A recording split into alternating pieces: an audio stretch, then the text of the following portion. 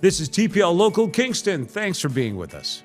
Today, we're going to talk about getting into the great outdoors this summer. We are going camping. Jim Lang joining me to talk about this. Hey, Jim. Hey, it's summertime. It's Canada. We're avoiding the USA like the plague, like they have Ebola, and we're spending our money in this great country, and we're enjoying the great outdoors. All right, well, let's talk about that. You know, camping, and we'll talk about the iconic camping that you and I grew up with, which is still a big part of Canadiana and our summers. Yeah. But I want to tell you about some of the cool different styles. There's different versions of camping in Canada now. Yeah, there is. How about this? Glamping. Luxury tents, domes, and yurts. Everybody loves a good yurt. And safari-style accommodations have exploded into popularity, Jim. I mean, this is where you go and you get like king-size beds. Yes. You've got electricity, private bathrooms. Wi-Fi. Hot tubs. Yes. Hot tub camping, baby. So you're technically in a campground. I know we were years ago with our family in the national park in Prince Edward Island. And you're basically overlooking the Atlantic Ocean. It's beautiful. It's incredible. And the sand is white. And we were in a tent trailer, but they had yurts, the luxury for the glampers in the property. What exactly is, and I don't want to sound like, I don't want to movie quote this, but what is a yurt? It's like a dome, and it's got a wood frame with a canvas tent. All right. And I think it comes from like sort of South Asia, like Afghanistan and Nepal and countries like that. And that's how they would live in these yurts. And they're really cool structures in a lot of different places you can rent them. And they have the beds and like. All right, we'll show one of these here and we'll have a look. Yeah, absolutely. So I guess they use the yurts, by the way, as sort of the base on which they start to, I guess, fancify and create elegant the camping experience, which I don't know. It seems kind of at cross purposes. How about this? Tiny cabin and off-grid stay. So now people are building these tiny homes. They operate on solar. Yep. They're completely off the grid, but you do have power and you do have access to water and things like that. That sounds like a fun way to do it. And they have what they call the dry toilets or the compostable toilets. Right. And so that's become a big thing as well. It was Cavendish National Park, the Cavendish PEI, which is right on the water. That's the one. It's so beautiful. You go through there's sort of seagrass and you're on white. It looks like flour, the sands and the campground. You wake up in the morning and the sun's over the Atlantic Ocean. You're right there. It is one of the most impactful things on that trip that I did. And it was the last point before we started heading back. Yeah. And we spent an extra day just because, first of all, it was wide open. And you might remember that park as being wide open. Yeah. Not a huge amount of trees and stuff like that, which meant there was a huge amount of interaction between people that were from all over the world. Yeah. We met people from Germany, from Asia. We met Canadians. And you're just chit-chatting with your neighbors. Yeah, it was very nice. How about this one, Jim? Dark sky camping. Camping specifically to view the stars and the northern lights. So Bruce Peninsula National Park has it. Grasslands National Park has it. And I mean, the people who really want astrophysics and a look at what's going on in our astrology. Well, I would take a trip to the Yukon and camp up there. I said astrology. It's astrophotography. Oh, excuse me. But I would think camping in the Yukon in the summer. I mean, first of all, just incredible beauty. But yeah, you would have a great opportunity to see so much up there that you wouldn't. Except I don't know that you see the stars in the summer there. Because it's sun so far. Yeah, they get a lot of sun there. Yeah. So you get more sun. That's the only star that you really see, I think, for the most part. Oh, right. But in a lot of the parts of, as you head north in Ontario. Yes. Yeah, absolutely. As you head north in Manitoba. Quebec, places like that. Quebec's Newfoundland, maybe. Yeah, as you said, not too far north, not to the Arctic north, but there are some. Okay, that's a good one. I didn't know about that. I would love to do that. By the way, you can do your astrology while you're doing it. I know that had to make our producer laugh. Of course, farm camping is something people are starting to do. Stay and work on a farm. Yep, you set up. They often have yurts, in fact. But throughout the day, I love this idea. Throughout the day, you get to care for animals. Oh yeah, tend to fields. You know what? It actually feels a little Tom Sawyer-ish to me in the sense that, yeah, I mean, if I had a farm, I might set up a camp to get people to come and work for free as well. Yeah. But people love it. You learn about agriculture, farm to table eating, It's a very cool idea. And for a lot of people, without the ambient light, when you're on a farm property, the stars at night in the summer, God. like you see everything. Sunsets and sun. Yeah, You're up with the sun on a farm, that's for sure. Yeah. Nordic and winter camping is something we're going to get to at another time in the future. However, I will say this, much like the summer camping, certain parks that have it fill up quick. And we'll tell you later on in the show how you start to book those, certainly in Ontario and other parks. This is a good one. Bubble camping. You sleep in a transparent inflatable dome, Jim, under the stars. Oh, really? Oh, that's fantastic. You get a full view. I thought you were talking about the boy in the bubble. Yeah, it is that. You're allowed to go outside the bubble, though, however, John Travolta reference. But it's quite nice because you're outside, you get to enjoy. And of course, in some of the places where you want to enjoy the stars at night, what comes with nighttime? Bugs. Mosquitoes and bugs. Yeah. So you get freedom from that and still get a full view of the sky. Hobbit house camping. Underground and earth-sheltered structures inspired by the fantasy stories are popping up across Ontario and Quebec. So if you want to camp like a hobbit. Okay, a quick tip. You mentioned the bugs. Our family got this thing called a thermocell. You can get it at Canadian Tire and that. It's about that big. It's a game changer when it comes to bugs when you're outside in the summer. I have to endorse this. Oh. Were you skeptical? Oh, well, I'm like, oh, well, okay. I'm totally skeptical. Yeah. Well, guess what? It works. So anyway, having said that, there's a good endorsement. We should be selling that. Floating tent camping. Imagine sleeping on a raft anchored in the middle of the lake. And this is very popular. Okay. Now that's a great concept because a lot of people, just the gentle rhythm, especially lakes in the summer in Canada, very still at night. And there's something very peaceful about it. You can camp in a converted train car. You can camp in a lighthouse in Canada. You can go alpaca camping. Now, the lighthouse one, I think, would be fantastic. I think so, if you think about the Pacific and Atlantic Ocean and all that, that would be really cool. And, of course, they're always in dramatic scenarios. I mean, you get a lighthouse where there's drama right at the ocean side. Dark sky and UFO camping. Some campgrounds are marketing themselves now as good places to see UAPs, or as I used to call them, UFOs. Grasslands National Park again, and that's Saskatchewan, correct? Areas around Grasslands National Park and parts of Northern Ontario attract these visitors. I think you're right, Jim. Abandoned ghost town camping is another one that I thought was kind of cool. Oh, yeah, that's a big thing. It is, and that's happening in different parts. Mountain scenery camping, of course, is a big one. And one of the other ones that kind of freaked me out a little bit was fire lookout tower camping. Oh, so you might recall in the deep forests of many parts of Ontario and throughout Canada, there are forest fire lookout towers. And they would hire students for the summer basically to look for them. Right.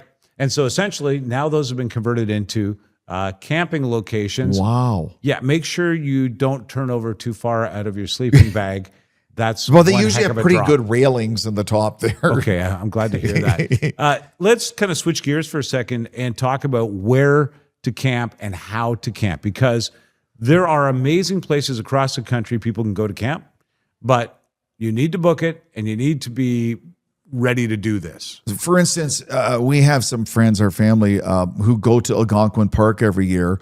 If you're going to a big national park like that, Fundy National Park, New Brunswick, Algonquin Park, Ontario, some of the big ones in Canada, especially along the Pacific coast, you have to book early. But if you take time and go to your local park's website, depending where you live in Canada, you can pick a place, whether it's just a one tent setup for a couple people or a single person, whether it's a tent trailer, depending on what you have. And you just look at the different camp. We're blessed in Canada with so many parks and campsites, provincial parks and national parks, that have groom sites with water, with bathrooms, and you just go on the website, pick your dates, pick your location, and book it. Like I just went for a lark online to Agawa Provincial Park, which is on Lake Superior near Thunder Bay, where you guys were there recently, at $38 a night, and it's perfect for one tent, and you have the picnic table, the area to park your car, and the ubiquitous Canadian campsite fire pit. I love those. Yeah. And Jim, I have like an affinity for those fire pits. The half barrel rounded, squared off at the front's got a grill on top of that. You can cook anything on it and you get heat and everything. Jim, I honestly believe society, that was a high water mark in society when we put those into our provincial parks, and we are struggling to find another one of those high water marks ever since.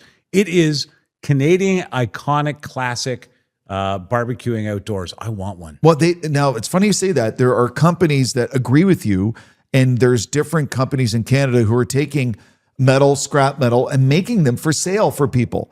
So, because a lot of people, if you think about, homes don't have massive yards anymore. This is a lot safer. It's very contained because you think about the size of your campsite in a campground. It was meant to be safe and contained. Contained. You can have your fire, you can have your grill, but everything's within the metal and less chance of stuff flying in your property and that. So there are now places in Canada, you can look it up if you just, wherever you live in Canada, you just search it, and there's probably a welder or someone making a. I was going to say it's a great craft item, right? Or who has wood stoves would have that for the outdoors as well. Oh, look at us, so close to Father's Day, and this hitting my list late.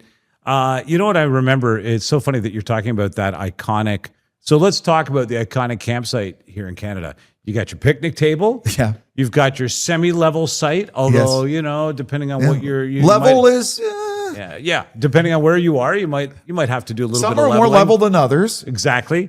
And you can tell because those are the ones remaining. Yeah. But having said that, there's a picnic table. You've got the sort of usually a gravel or sand, mainly sand site that you're putting yourself on. Yep. And hopefully a little bit of a greenery around you. And of course, the signs. That's one thing that it's just iconic to me that and they're different from each province. Oh, I didn't know that because in Ontario, we've got the iconic brown sign with the yellow lettering. Yellow lettering that that you're in a provincial park in Canada. And a federal park, a national park, it looks like the sign to a federal building because it's a national building. That's a little sad. It does take the. It doesn't have the warmth of. No, it doesn't have the Canadiana feel to it. I'm going to northern Saskatchewan to this beautiful campsite, provincial park. And that has something. There's something iconic about it. So every province does it a little bit different. That and how Bay they of do Fundy sign made me think, okay, this is where people go to sort mail. Exactly. Yeah. Meanwhile, we're working on an infrastructure project for Mark Carney. All right. Some of the places, if you haven't visited in Canada and you've heard them before, but let's just put them out there again, starting in the west, throughout the mountains, Banff National Park, Jasper National Park, and Yoho National Park. All must-haves for the camper who wants to be out west. Canoe and backcountry. I'm going to sneeze, pardon me. That's okay. Bless you. Pardon me. You want to canoe and head into the backcountry? Algonquin Provincial Park, of course. It's incredible. Killarney Provincial Park, another one. I've been there. That's amazing. And I haven't been to this one. Quetico Provincial Park. It's so remote, and it's considered to be one of the world-class paddling areas. I have not been there. Maybe I've said it wrong. Let me know in the remarks. Ocean and coastal camping, Pacific Rim National Park Reserve.